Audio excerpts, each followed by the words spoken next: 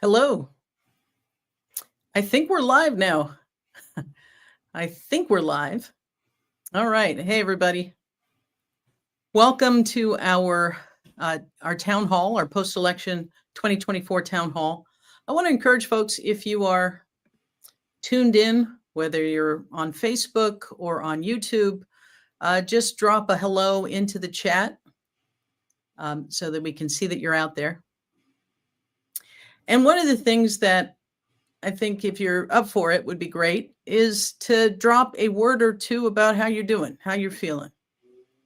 Feel free to use emojis if they can better express your your feelings, and by all means, let us know what city you're hailing from. But thank you so much for joining us. I see a few stressed in there. No profanity so far. That looks good. Wonderful. Thank you all for participating. And Carlos has brought his own personal emojis. So while you're doing that, I want to tell you that since Election Day, I think I've done 4 speaking engagements. And at first, I started off a little bit like the last thing I want to do is talk right now.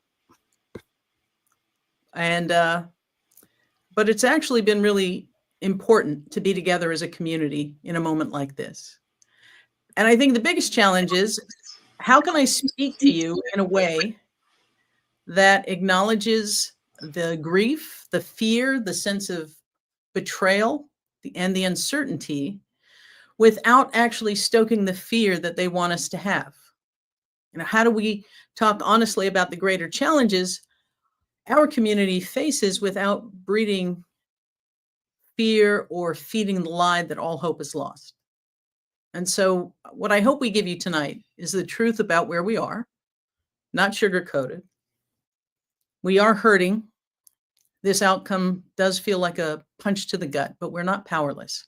And we are definitely not helpless. And we can look to our legacy in this country, our history of resilience, our history of defiance, and our belief in each other and the strength of our community and our shared capacity to change the future. Because we have time and time again, when we've encountered governments at the federal, state, and local level that were absolutely indifferent at best and hostile at worst. So it's a history that we have to tap into right now.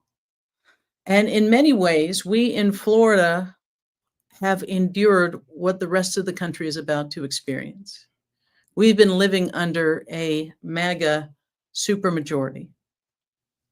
And thanks to your support as donors and volunteers, we've learned to resist in ways that the rest of the country is really going to have to learn as well. And we're already sharing the lessons from the front line that is Florida. And it's important to remember that we've accomplished a lot by resisting. You know, we have found ways to build unprecedented coalitions. We have found ways to show up, whether it's at school board meetings, in Tallahassee, at state agencies that have been weaponized to go after us.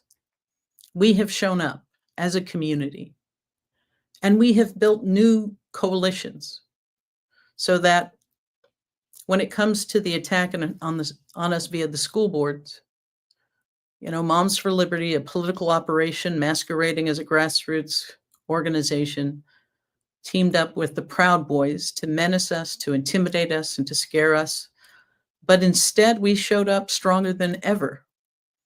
And unlike Moms for Liberty, we actually had parents of children in schools showing up to confront them. And it was so successful that there were places that Moms for Liberty stopped even showing up because we were outnumbering them 10-1. I think by the time we finished tallying, we had close to 5,000 people show up at 500 school board meetings across the state. And I want to tell you what that translated to, even on Tuesday, even a heartbreaking night like Tuesday, where we saw so many losses, we also saw victories. We had already beat a number of Moms for Liberty candidates in the August primary. And when the dust settled, once again, those same voters kicked Moms for Liberty and DeSantis-backed candidates to the curb. It is proof positive that even in the intense onslaught that we were enduring, the hard work, the day-to-day work of actually making sure our schools are places where every family is respected and every child is protected, paid off. And so this is a moment where we are hearing a great deal about the dismantling of the Department of Education, efforts to take rights that are protected federally and do what they've done with abortion when they repealed Roe versus Wade, push those to the states. That means the resistance that we've learned here in Florida has never been more important for us to double down on and teach other states, but it also means that the work of protecting our rights at the state level has never been more critical. And so I just want people to know, as scary as this moment is, with the uncertainty with what is to come, we have seen your questions. We are going to answer as many of them. There's been over 100 questions. Don't be shy about dropping more questions into the chat. But I just want you to remember, in the early days of the organization, where we didn't talk about our friends in elected office, when we didn't have allies, when we didn't have out LGBT elected officials, we still did this work. When there were no GSAs, when there were no protections at the local, state, or federal level, we still did this work. And so I want you to know that we are going to show up every day and do what we have done. We're going to fight back. We're going to resist. We're going to claw back the things they've tried to take. We're going to continue to build the coalitions that protect us, and we're going to continue to do the work of protecting ourselves by showing up when it matters most. And so I want to turn it over to Deputy Director, co-founder of Equality Florida, my brother in the struggle for 27 plus years now, Stratton Politzer.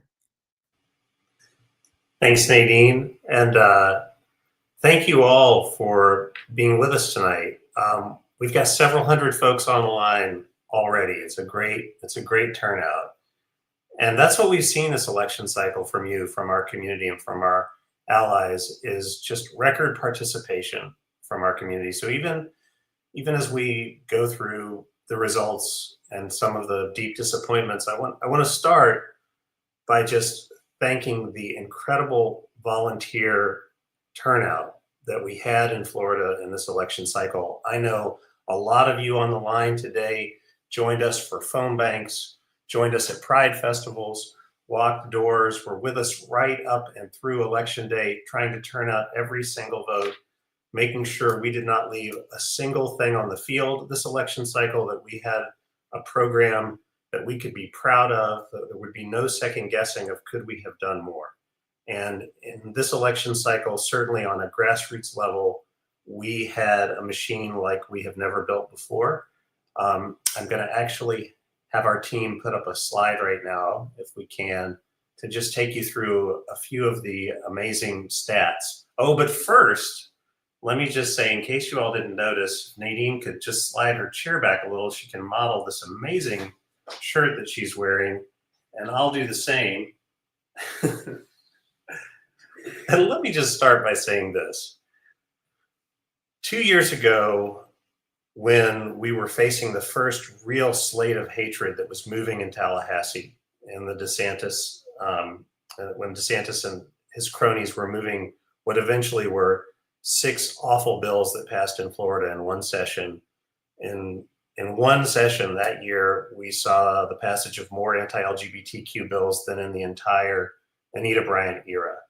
And it was a moment where there was a lot of anxiety here in Florida, the same kind of anxiety that people all across the country woke up to on Election Day this year. We've been through this once already. And in that moment, in May of 2022, as or 23, sorry, as pride festivals were in some cases being canceled or restricted to people 21 years and up, as there were questions about whether drag performers would face arrest and the endangerment of their careers. All of these things, it felt like the sky was falling. And in all of these moments, and in this moment right now, the message that is being sent to us, and that DeSantis has tried to impress on us in Florida, is we don't think LGBTQ people should exist. And if you do exist, you better hide. And if you don't hide, these are the instruments that we will use to punish you. And in that moment, our vision of how we fight back was born, and it was to resist. It was to say, if they tell us to hide, we will be more visible than ever. And we understood that we couldn't stop the bad things that were happening in Florida simply by having reasonable conversations one-on-one with legislators. We couldn't do things the way that had worked for the last quarter century. It was going to require the participation of tens of thousands of people in our state standing up and saying, we will not allow this, of people turning out with us at a volume that we didn't even achieve during the fight for marriage equality. And so we reached out and asked everyone, listen, we know it's scary, especially now, but we need you to put on the uniform of the resistance. And if it feels like you live in a neighborhood where having a pride sticker on your house might feel a little dangerous, then put one on your house and your car, because that's what we're going to have to do right now. And you did, and we did, and we turned out in numbers, astonishing numbers, over the last 18 months. More than 150,000 people enrolled with Equality Florida, the fastest growth in our organization's history. And what everyone is fearful of, like what is going to happen in Washington in the next year, we went through that in Florida in the last 18 months. And by resisting, we were able to turn the tide in 2024. As I'm sure most folks on this call know, we faced 22 anti-LGBTQ bills in Tallahassee this year. But because you showed up, not just on our lobby days, but every single day of session in 26 different hearings, we were always there. We always outnumbered the opposition at least 5-1. And we killed 21 out of 22 of those bills. And the one that did pass is going down in the courts. That is what the resistance means. And you showed up in school board meetings at a level that when we tell people across the country that we achieved this in Florida, they almost don't believe us, but these are the facts. That 4,500 parents, students, and volunteers attended 500 school board meetings in Florida in the last school year. 500, that's more than 10 every single week. Sometimes as many as 100 people turning out. And as Nadine said, outnumbering Moms for Liberty over and over and over again, and we stopped bad things from happening. That is a lesson we have to teach the country. We are taking the resist message and we are offering this branding to our colleagues in every state in the country right now. And so if you need a new one because you wore the old one out or you haven't gotten one yet, we wanted to give you a chance right at the top of the call to get a resist shirt.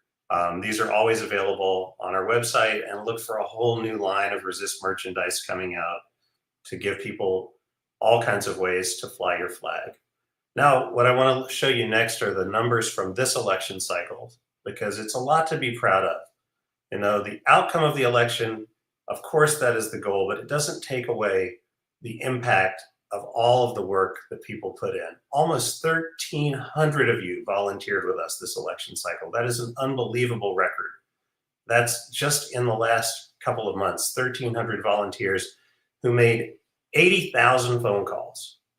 You know, and I sat on phone banks with you all. We would have the final weekend, we had hundreds and hundreds of people joining phone banks, reaching out, trying to get us across the finish line. Over 8,000 doors knocked, and then a massive online outreach that generated over 6 million impressions in Florida. This is the work we did to put it all out there in service of this election campaign. Now, unfortunately, did we get the results that we wanted for Florida up and down the ballot? Well, we all know the deep disappointment in terms of who's going to be president. But I want to focus tonight also on the work we did to shift Florida. Equality Florida Action PAC, which is the largest PAC in our state dedicating to electing LGBTQ and pro-LGBTQ candidates.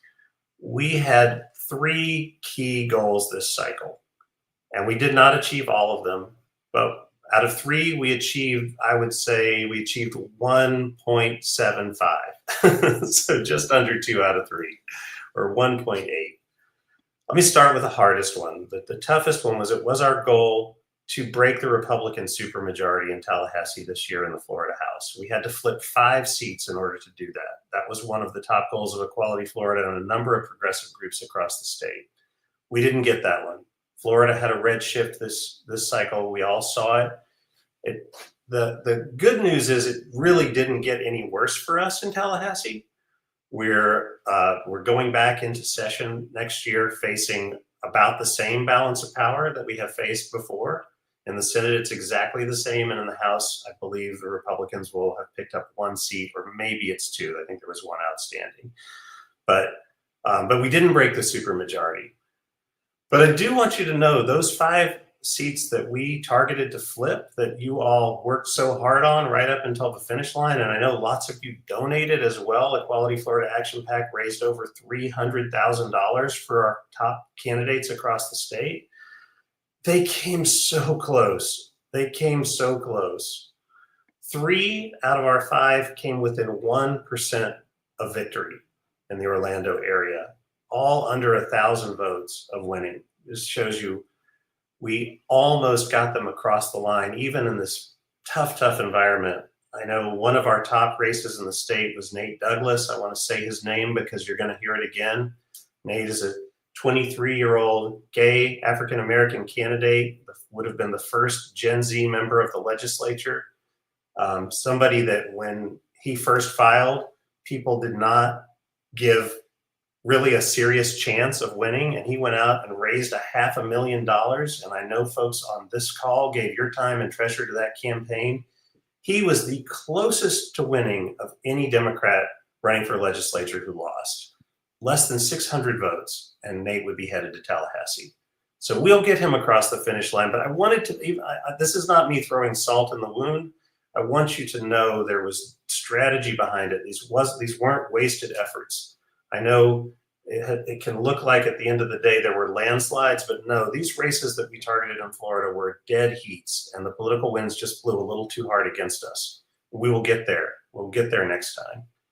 The second thing is, as Nadine mentioned, some of the most important work we do at Equality Florida is our work to protect our students, and the front line of the battle in Florida has been what is happening in our school districts. That is where Moms for Liberty and DeSantis have put their political muscle, and we beat them in humiliating fashion in the 2024 cycle. Of the school board candidates that we endorsed, 72% won, almost 3 out of 4. Of the ones DeSantis endorsed, only about a third won. And if DeSantis and Moms for Liberty endorsed you, you got both of those, it was like the kiss of death. You had very little chance of victory. What does that mean? It means we flipped school boards back to pro-equality majorities. It means we in Broward County kicked out all of the DeSantis appointees on the school board. It means that we shored up school boards that they had targeted, that we reelected Tom Edwards to the Sarasota school board. He was the lone progressive and an out gay school board member targeted by name by DeSantis a year out, and he had a resounding victory in this election cycle. That's going to be crucial. And also crucial was that as Floridians, we defeated Amendment 1, which was an attempt to make our school board races partisan. That is going to give us a lot more maneuvering room to do what's best for students and not throw our school boards onto the political polarization that the governor and his cronies wanted to. So that those school board races were crucial victories. And then the third goal, the one that I'm going to give us an 8 out of 10 on, was we set out to triple the number of LGBTQ legislators in Tallahassee. We know how crucial those voices are to have us at the table as our lives are debated. We didn't triple them, but we did double the number. The LGBTQ caucus, as we head back into session next year, We'll have 4 members instead of 2, including for the first time 2 senators. 2 out of Florida's 12 Democratic senators are now members of our community. They will have a big microphone as they fight to protect us in Tallahassee. And that's where, do I have another slide? No, I'm out of slides. Yes, that's where I get to end it now, because I'm going to hand it over to one of those 2 new LGBTQ state senators, someone who all of you know. This is Equality Florida's senior political director. It is amazing to have a member of our staff in the legislature. When Carlos Guillermo Smith was in the House, he was one of DeSantis' most formidable foes, fighting to protect us at every turn. He's someone who sued the governor and won while he was in Tallahassee. They spent the most money that had ever been spent in a House race working to defeat Carlos in the midterms in 2022. They spent millions of dollars to take his microphone away. And what they get instead is Carlos headed back to Tallahassee with a microphone that is 3 times as large. Let me pass it over to Senator Carlos Guillermo Smith. Thank you, Stratton. It is good to be here with you all tonight in community. As you just heard, I'm Carlos Guillermo Smith. My pronouns are he, him, él, and I'm Equality Florida's senior policy advisor. I've had the privilege of being a part of the incredible team here at Equality Florida for nearly a decade. But many of you know me, most of you know me from my time in the Florida House of Representatives, where I made history as our state's first openly LGBTQ Latino lawmaker.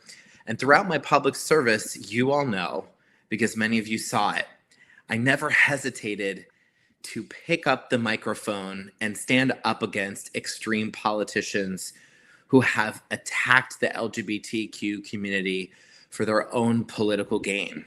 That's why, as Stratton mentioned, the far right made me their top target in the 2022 election cycle. I lost my reelection to the Florida House just 2 years ago. And I know that many of our champions, especially our LGBTQ candidates here in Florida, didn't make it over the finish line this past Tuesday. Like many of you, for some days after my own reelection loss, I felt demoralized, but I didn't give up. I did not quit. I did not get discouraged. And now I'm returning to Tallahassee as an elected state senator.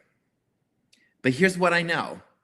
I know that millions of Floridians are disappointed and frankly terrified of what a second Trump presidency could mean for their own individual fundamental rights and their own fundamental freedoms, especially women, especially LGBTQ people, especially immigrants, Latino, African American, Muslim, and Jewish communities, and union workers. And while the road ahead, I know, is not going to be easy, we, the people, will remain the guardrails of our own democracy. Together, we must unite and rally our communities to protect one another and to mitigate the harm of what Project 2025 may bring. I don't have a crystal ball. I don't have all the answers. So I can't tell you with certainty that I know what will happen, because I don't. But I won't do the work of the far right by telling you to be afraid, to fuel their fire, or be part of their fear and terror campaign. We as Americans, especially LGBTQ people, we have faced adversity before. We have faced a hostile right-wing government before, including right here in our own state. And we have launched civil rights movements to protect our freedoms before. And make no mistake, we will do that again. And we know how to fight back against what is coming, because Project 2025, as you all have heard of, It's actually Florida 2024. Me, you, all of us, we have already been on the front lines resisting. You have been on the front lines and the frontline battles for what our entire country is about to engage in. And we learned a few things while being on the front lines here in the state of Florida, like when we show up in mass to oppose their extreme policies, when we organize, we can win. We can actually stop their extreme agenda, even in Florida. We are not hopeless. Remember, it was mentioned earlier during this call that 22, in Florida alone, 22 anti-LGBTQ proposals were introduced this year in the Florida legislature. All but one failed. And that one that didn't is going to get the heck sued out of it. That's for sure.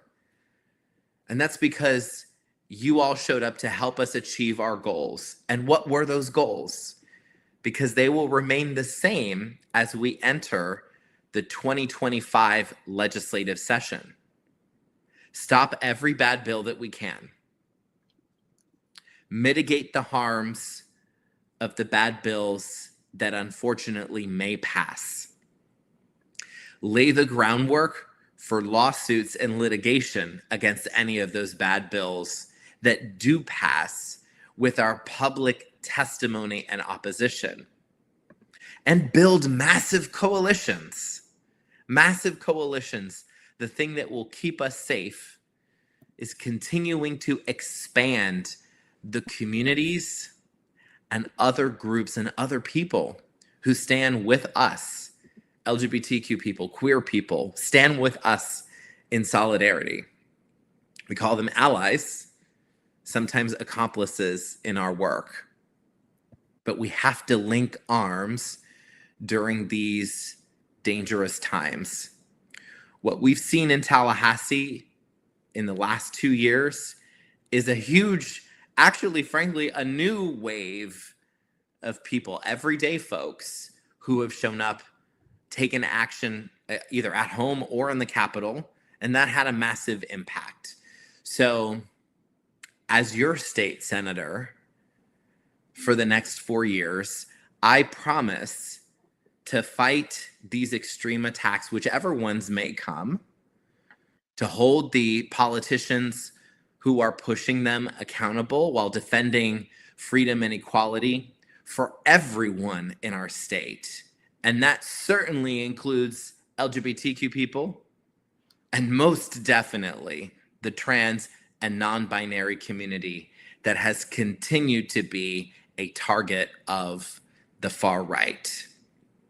But what I also need in exchange for that promise is I need something from all of you. When I'm in Tallahassee fighting like hell, I need 500 people standing behind me in the Capitol.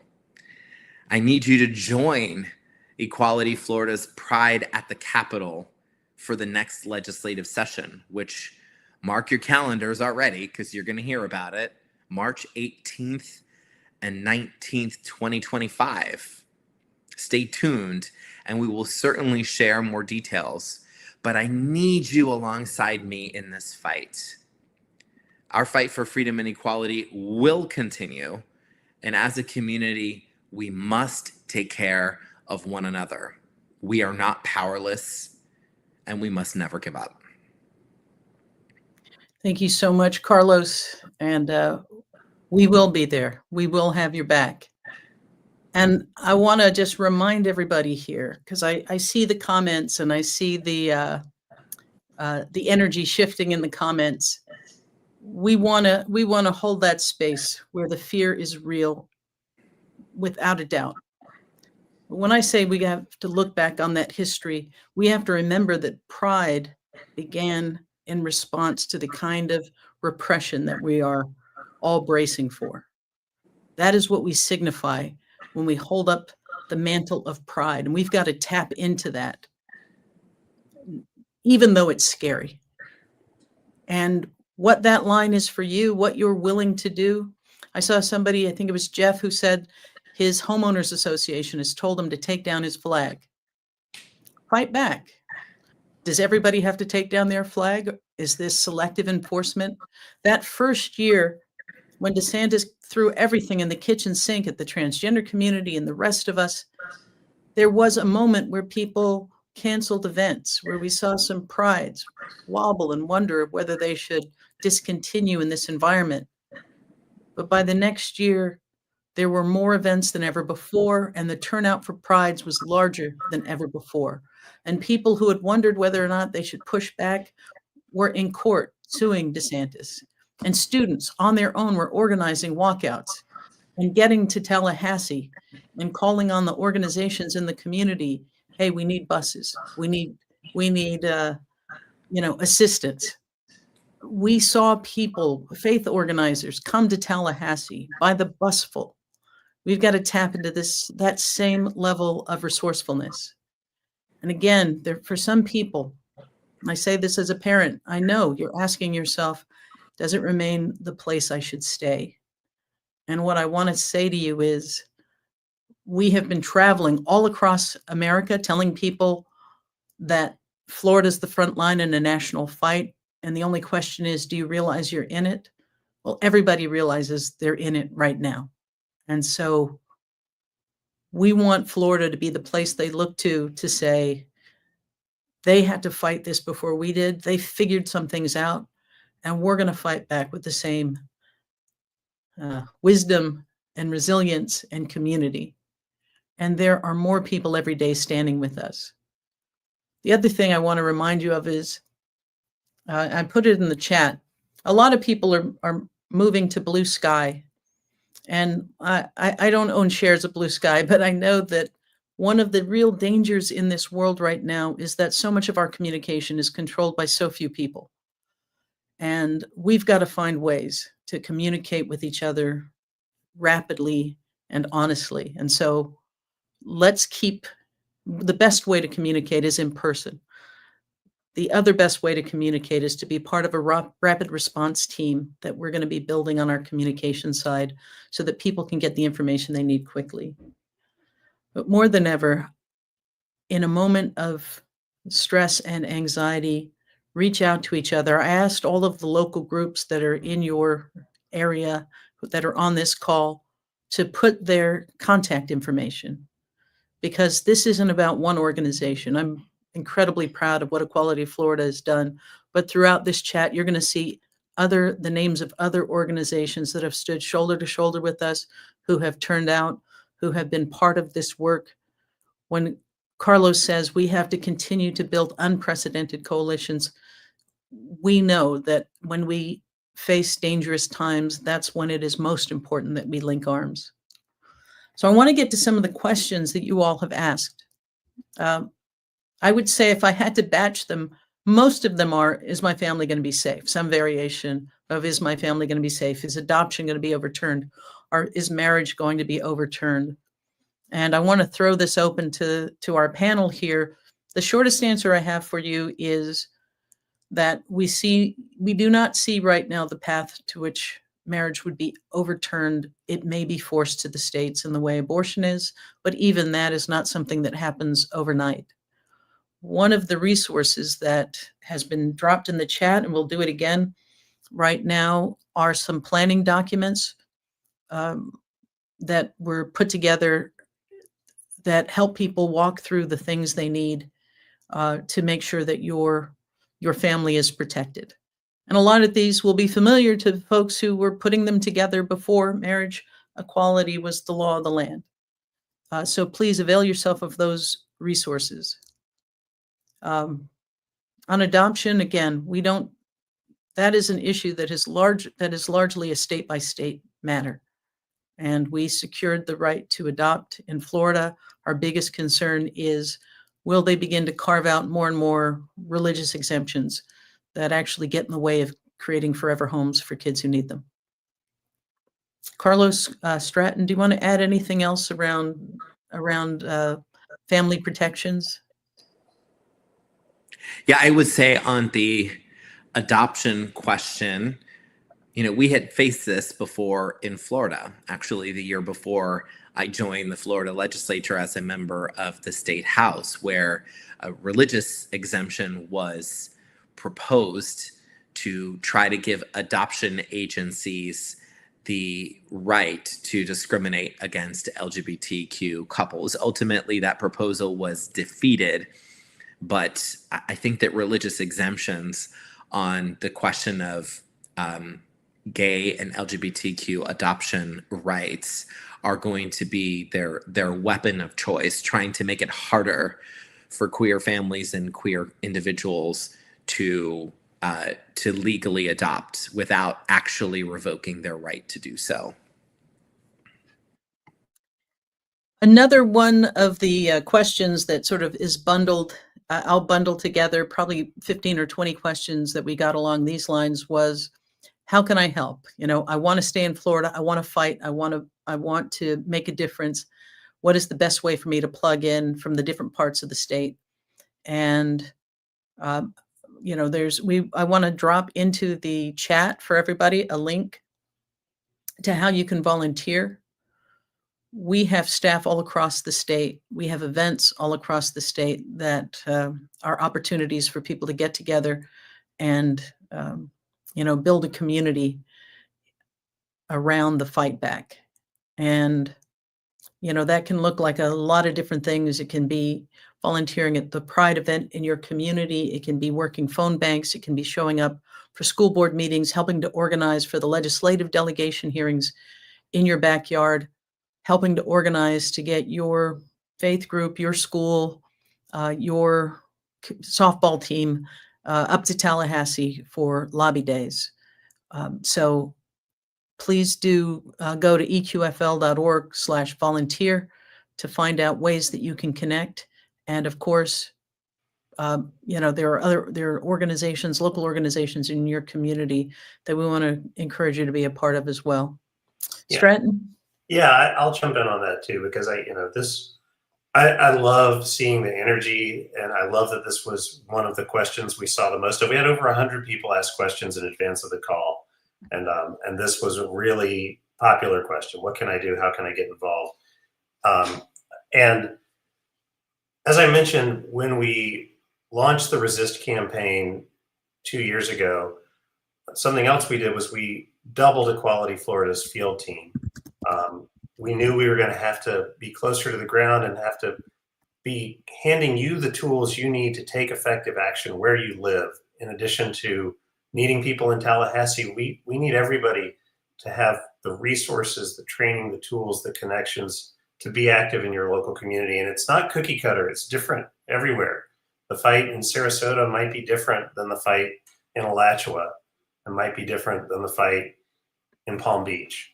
But what our community organizers do is they work with other local organizations, build coalitions, and figure out where help is needed. Our school boards have been a key front line in places all across Florida.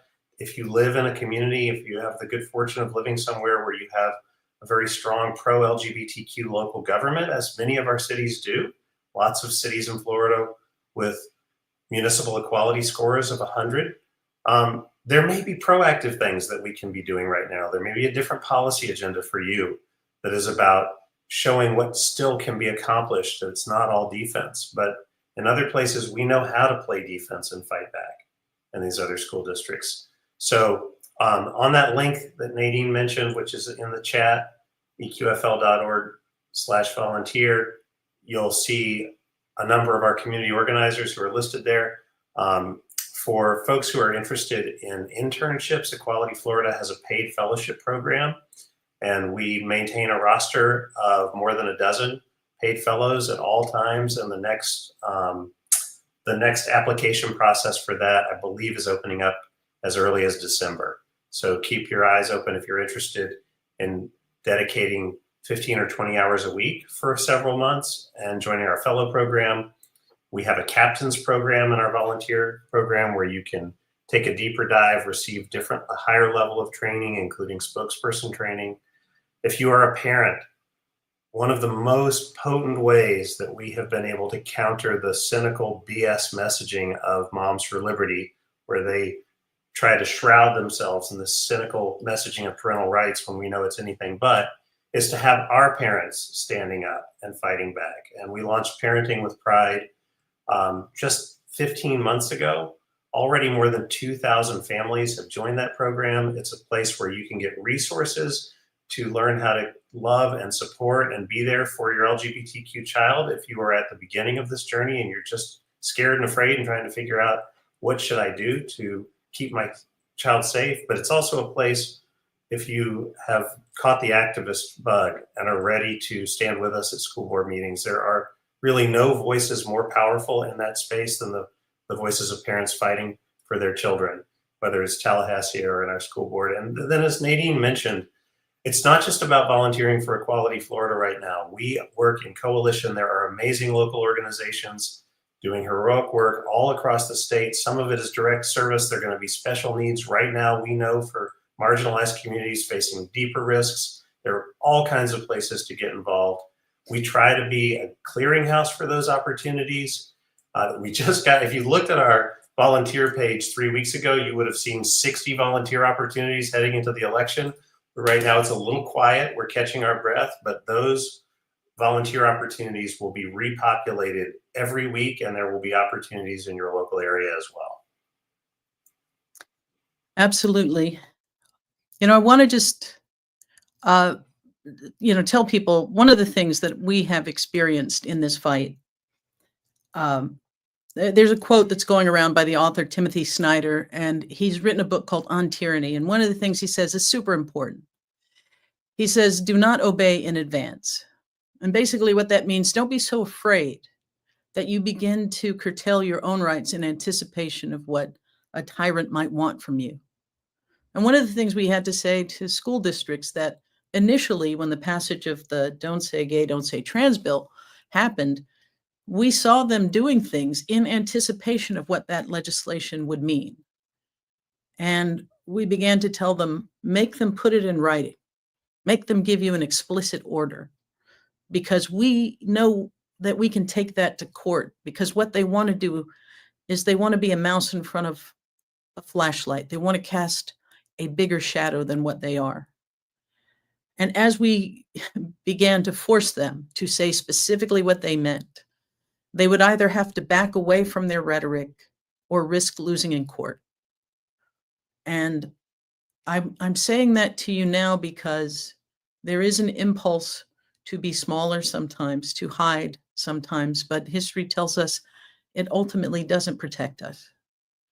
And I want to give a real shout out to the parents, because a lot of these parents, they didn't show up saying, I want to be an activist, I want to go and confront Moms for Liberty. They came to us saying, my kid's experiencing some challenges and I need some help.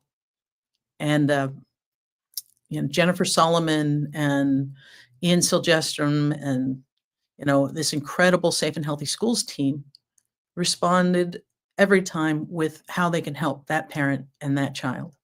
And from that place, they began to look around and say, if it's happening to my kid, it's happening to other kids, and how can I show up? And Parenting with Pride, and you can visit our website, parentingwithpride.org, grew out of wanting to be a resource to those families and realizing that those families' voices needed to be heard. And in the early days, we were trepidatious because we thought they don't know what they're stepping into. They don't know what it's like to walk past a gauntlet of Moms for Liberty, Proud Boys, wearing masks, ugly T-shirts, shouting every kind of hateful thing at them and their kids as they walk into a school board meeting. And we wondered, what was our responsibility to those parents? Should we discourage them? Should we warn them? And we realized that it's our job to tell you the truth about what you'll face. It is not our job to tell you not to stand up in this fight, even when it's scary, especially when it's scary. And pretty soon, it wasn't just a few parents walking past that gauntlet. It was hundreds of parents. And pretty soon that gauntlet began to fall apart because they weren't intimidating us.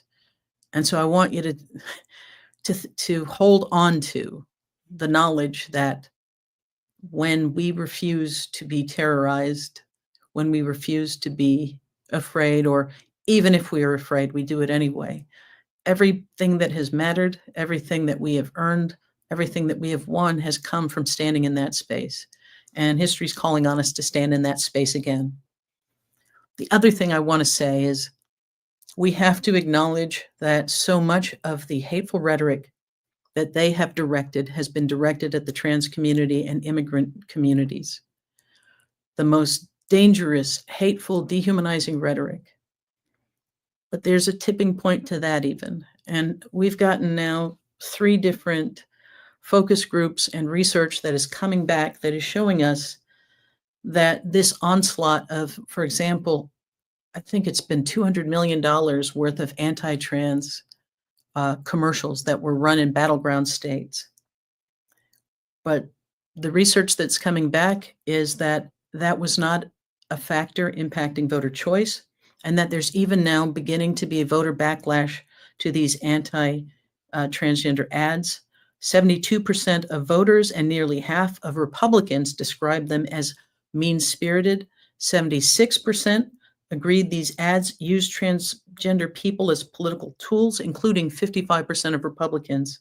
And there was broad agreement. An overwhelming 86% of voters said politicians should focus on issues that matter to everyday Americans, not attacks on the trans community. I think it's important that we sift through, especially in the aftermath of an election where people want to point and blame, and we will be tempted in various ways to abandon the people who are most vulnerable. They will try to tell us we will be safer if we don't stand as close. And we have to reject that clearly and without hesitation. And so I just want to remind us of who we are, where we've come from, and how triangulating and separating us so they can pick us off politically one group at a time has always been their game, and we've never won playing it. Let's get to some more questions. Somebody was asking, what does it mean when you say carving out religious exemptions? That's mostly a question about the adoption ban. While the ban in Florida was struck down, the question of could organizations that have religious affiliations refuse to permit same-sex couples or gay individuals, LGBT individuals to even apply. And we have seen in the past that they often will seek, our opposition will often seek to carve out so many exemptions that allow them to continue to discriminate. So that's something that we're going to be working on. If it comes, and just to, because I know there were some questions in the chat around that, do we know that religious exemptions will be used as a tool to try to diminish our right to adopt? We don't know that they're coming after adoptions, but our experience tells us that if they do, religious exemptions will be the tool that they use.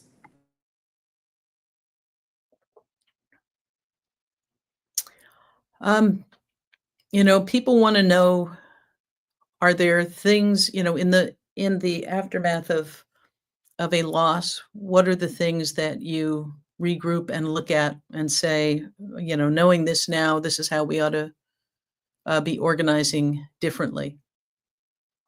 I'm happy to take that on. But the reason that I started off pointing to how even in the midst of a right-wing shift in the country, we saw school board members that were associated with Moms for Liberty and Ron DeSantis lose. Because what we know is the places where we have the resources to be on the ground, to mobilize, to build coalitions with parents, teachers, students, community groups, education organizations, community, the kinds of organizations that care about child welfare. Where we do that, we win, even in the incredible shift to the right that we saw in our state. For us, the thing that we are learning is that we have to do that same depth of work across a great deal of spaces to keep our community safe. When it comes to healthcare, when it comes to the resources that are included in budgets of cities and counties.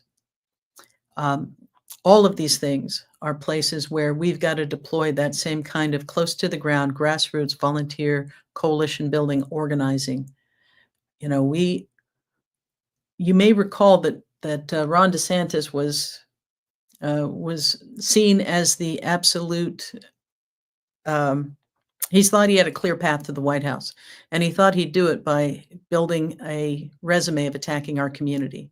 He had a thing he called the blueprint for the free state of Florida.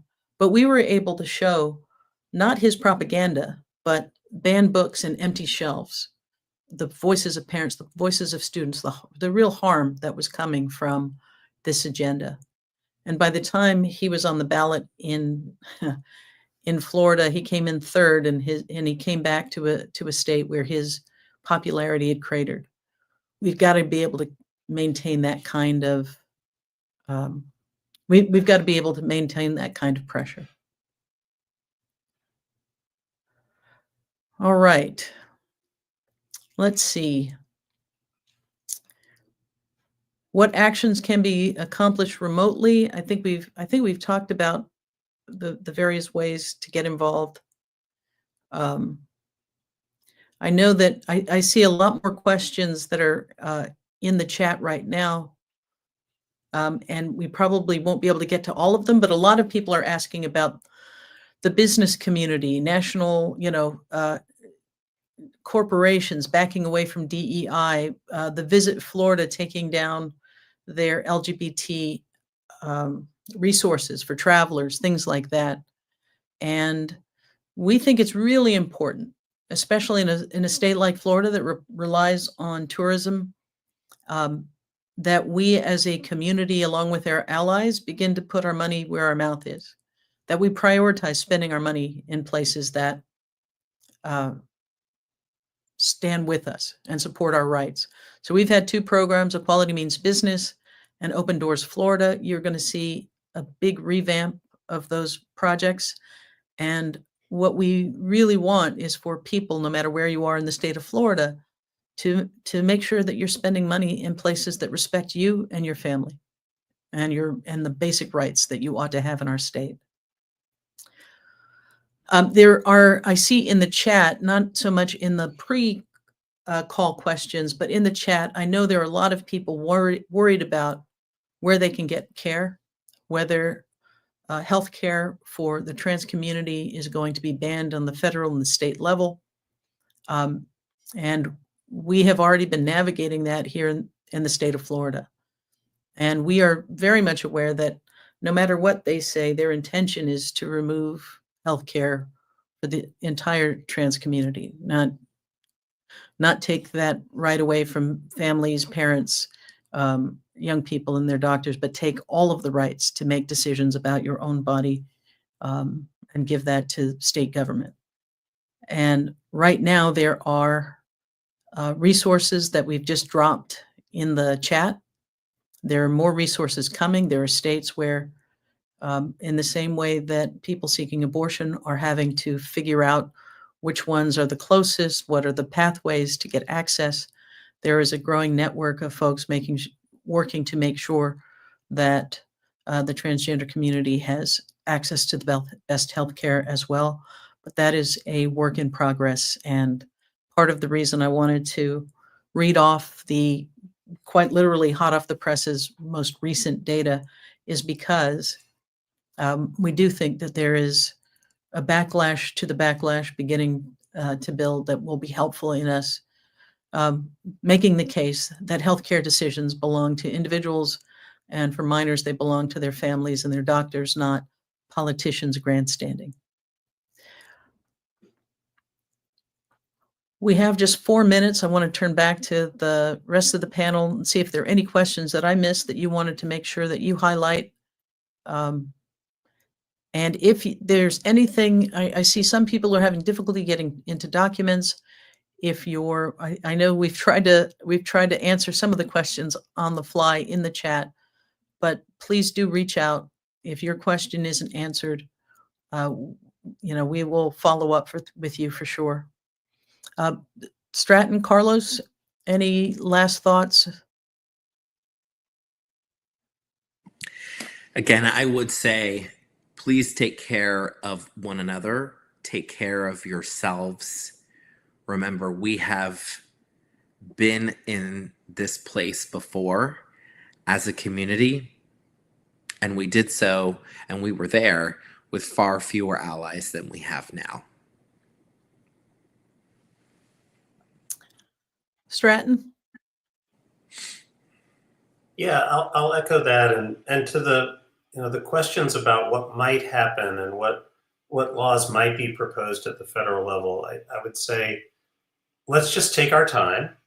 We know how to fight. As Carlos said, we have all kinds of resources we didn't have before. And as Nadine said, this is also how education happens. If they keep the spotlight on the most vulnerable among us, then they will ultimately dispel the very lies they are telling as people get to know the transgender community better. But also, this is a tactic for them. This $200 million that they spent targeting members of our community was a campaign tactic. Their think tanks never believed in the necessity of these laws. It was a strategy in an election cycle. So we'll see how much political capital they want to spend focusing on this, and if they decide it's a lot, we'll be ready to fight them. But I think we should not panic ourselves with the what ifs, with what might be coming at the federal level. It will be a long, drawn out fight if they come to take our protections away at the federal level. It will take years, and we will have lots and lots of time that we didn't have a compressed election cycle to educate our fellow Americans about where we're headed. And that's the place where the key is it can't be me and Carlos and Nadine countering their arguments. It has to be thousands of parents, thousands of members of our community, thousands of our young people showing up again and again and again, just like we began doing in 2016 when we faced the first one of these administrations. It did not take long for people to find their voice and pour into the streets. And I believe that is absolutely going to happen all across this country, because it's what we've seen happen in Florida in the last 24 months. So the last thing I just want to share with everybody is this. Many of the people who have voted in ways that are harmful to our community are also people who have believed the lie. They believed the lie when they said Project 2025 was not part of their agenda. And then the day after the election, they said it absolutely is our agenda. They believed the lies when they said, well, we're not going after the LGBT community. They believed the lies over and over again. Well, now they're going to see those lies exposed with their agenda as it unfolds. And there are people who are going to wake up to that. I met a man at an event who introduced himself as part of MAGA, and he said, until less than a year ago, I was somebody writing press releases for Donald Trump and doing media for Ron DeSantis. And he talked about his journey and what it took was not one big revelation, but these moments of cognitive dissonance where he could not reconcile what he was hearing in the information bubble that he was organizing in and what he saw in his own life. And he has since launched an organization called Leaving MAGA. And I know that he is inundated daily with emails from people saying, you know what, I signed up for something that I thought was changing our country for the better, and I'm having the same slow dawning realization that you have had, that this is about taking away the most basic freedoms. the polling still shows the majority of Americans and the majority of Floridians stand with us on marriage equality, on adoption, believe our families ought to be left alone. And they have convinced themselves that despite what we can see clearly, that they have voted in a way that is not going to be harmful to us. So we don't have all of the same infrastructure that they do, but we don't have to match them dollar for dollar. We don't have to match them, in every single way, but we have to be big enough and strong enough to cut through the noise. And so in this moment, I think back to the early days of organizing when I was in my 20s, and I could not have imagined a world where I could legally marry, where I could adopt, where there would be politicians like Carlos. It was literally unimaginable to me. And so in this moment, instead of being terrified that they're going to push us all the way back, I sit here thinking, we're going to fight this fight with more resources, more people, more allies, more experience, and more fire in our belly of expectation that we will be treated as equal citizens under the law. And so I hope to everybody who's joined that this is, for you who have been with us for a long, long time, thank you. For those of you who are just joining us, you're arriving right in the nick of time. We have a chant at Equality Florida because we are concerned about safety. We do have safety briefings for our volunteers. We do safety trainings for our staff. But at the end of the day, the simple fact is that the thing that will keep us safe is we will keep us safe. So thank you for tuning in. Thank you for all the work that is ahead.